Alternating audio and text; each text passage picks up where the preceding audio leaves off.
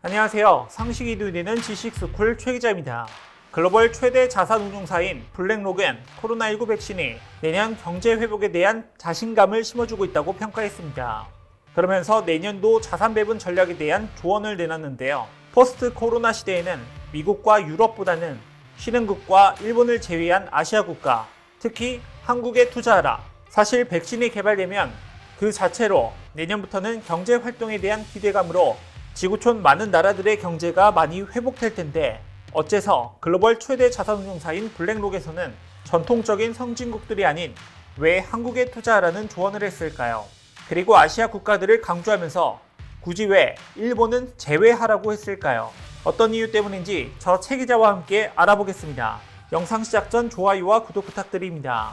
우선 블랙록은 코로나19 백신이 나오더라도 단기적인 혼란은 일어날 것으로 봤습니다. 코로나19가 급격하게 재확산하고 있는 상황에서 경제활동 재개에 단기적 혼란이 생길 수 있다는 이유 때문입니다. 하지만 백신의 등장은 그 자체로 내년도 경제 회복에 대한 기대감을 자극하고 위험 자산에 대한 투자 심리를 끌어올릴 것으로 블랙록은 전망했습니다. 투자자들이 우려하는 긴축 재정에 대한 우려가 커지더라도 백신 기대감이 이를 상쇄할 수 있다는 것입니다. 또한 블랙록은 인플레이션이 당분간 높은 수준을 유지할 것이라고 내다봤습니다. 각국 중앙은행이 코로나19로부터 벗어나는 과정에서 높은 유동성을 용인하고 금리도 낮게 유지되고 있기 때문에 인플레이션은 장기적 추세로 일어날 수 있다는 분석인 거죠. 그러면서 블랙록은 내년도 자산 포트폴리오의 핵심 포인트는 신흥국 시장이라 짚었습니다. 특히 미국 대선을 통해 당선된 조 바이든 당선인의 주요 정책이 신흥국 시장에게는 유리한 환경을 조성할 것이라고 했는데요. 블랙록은 이달 초에도 2020 미국 대선 전망 보고서를 내놓으며 민주당의 집권으로 외교 및 무역 분쟁이 보다 안정적으로 관리돼 신흥국의 자산 변동성이 완화될 것이라며 신흥국 투자 비중을 늘려야 한다고 강조했습니다. 하지만 무작정 신흥국 위주의 투자를 늘리는 것이 능사는 아니라고 강하게 경고했는데요. 투자를 하더라도 어느 정도 안정성이 바탕이 되는 국가에 투자를 해야 한다고 얘기했죠. 특히 코로나19 통제가 잘 되고 있고 경제 회복 기대가 큰 나라에 주목할 필요가 있다고 강조했습니다. 이런 이유로 블랙록은 한국이 포스트 코로나 시대에 가장 적합한 대표적인 시장이라고 말하는 거죠. 여기서 매우 주목해야 하는 점이 있습니다.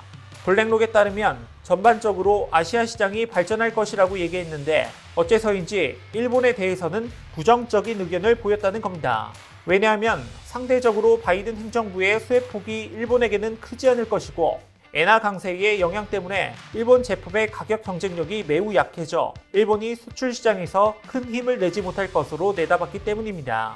게다가 일본은 현재 아시아 그 어떤 나라보다도 코로나19를 통제하지 못하고 있고 혁신성을 잃어 일본이 그렇게나 자랑했던 수많은 분야들이 점점 몰락을 하고 있는데요. 특히나 첨단 기술을 바탕으로 한 산업에서는 한국보다 훨씬 우위에 있다고 굳게 믿었던 일본이었지만 지금은 그 믿음이 상당히 박살이 난 상태죠. 지난 8월에는 이런 사실에 확실한 도장을 찍어주는 기사가 일본 유력 경제지인 니혼 게이자 신문에 실려 일본 열도는 엄청난 충격에 휩싸였는데요. 한국이 세계 첨단 기술 분야에서 7개의 1위 제품을 보유해 일본과 공동 합의를 한 것이 밝혀졌기 때문입니다. 니혼 게이자의 신문에 따르면 하이테크 74개의 품목에 전 세계 시장 점유율을 조사해 매년 발표하는 2019년 주요 상품 서비스 점유율 조사에서 한국은 스마트폰과 낸드 플래시 등 7개 품목에서 1위를 기록했습니다. 지난해 1위 품목을 그대로 지키면서 순위는 한 계단 올라선 거죠. 하지만 일본은 4개 제품의 1위를 빼앗겨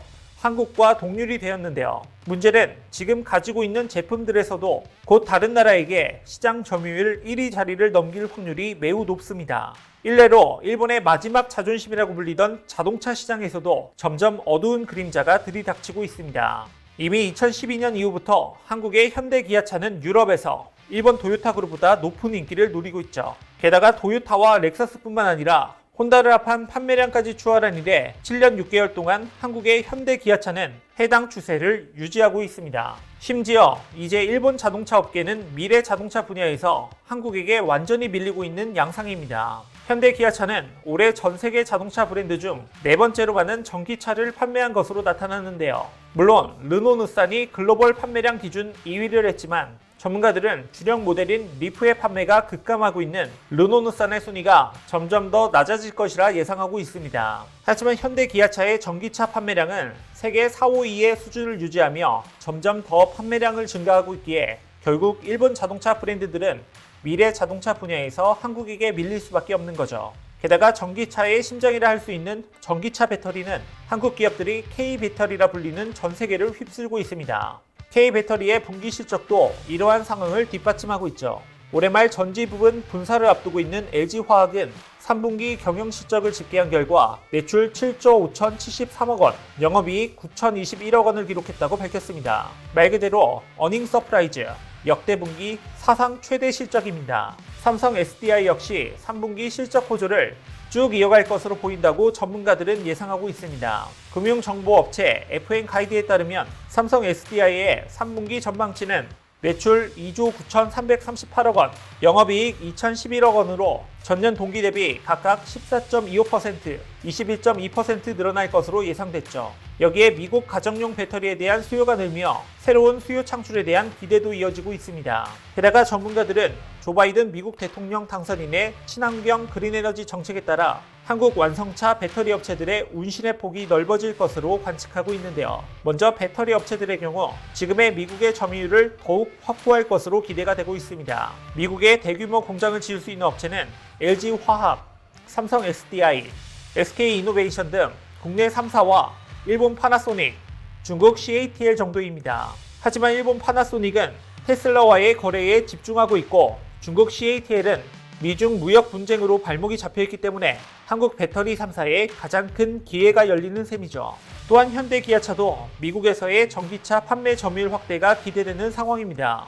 현대 기아차는 2021년을 전기차 원년으로 삼고 내년부터 전기차 전용 플랫폼 eGMP를 적용한 신차를 잇따라 선보일 계획인데요. 여기에 때마침 바이든 당선인이 2050년까지 탄소 배출 제로를 공약으로 내걸어 미국에서 전기차 등 친환경차에 대한 수요가 늘며 시장이 커질 것이기 때문에 전문가들은 세계 전기차 판매 4위인 현대 기아차에게 큰 기회가 생긴 것으로 내다본 것이죠.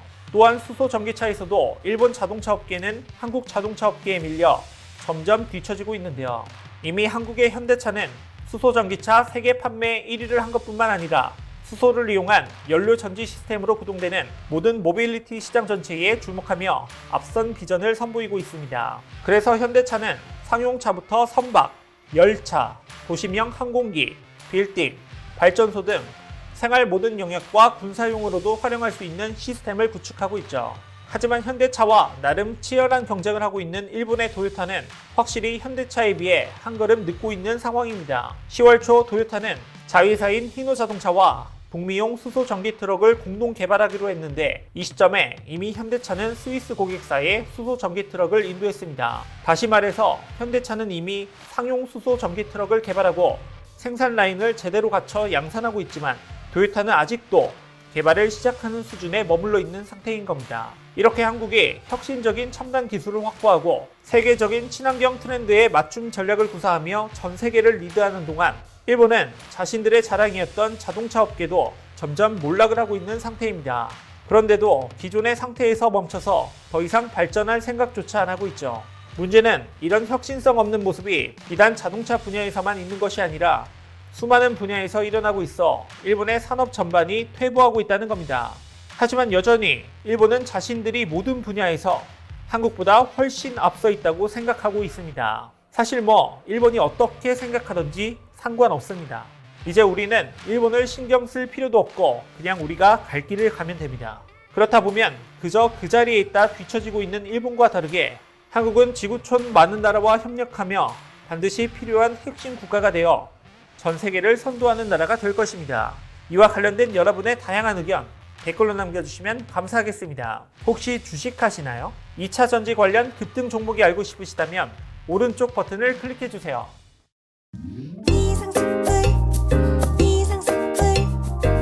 주식을 모르면 이상스쿨. 주식 모르니? 이상스쿨.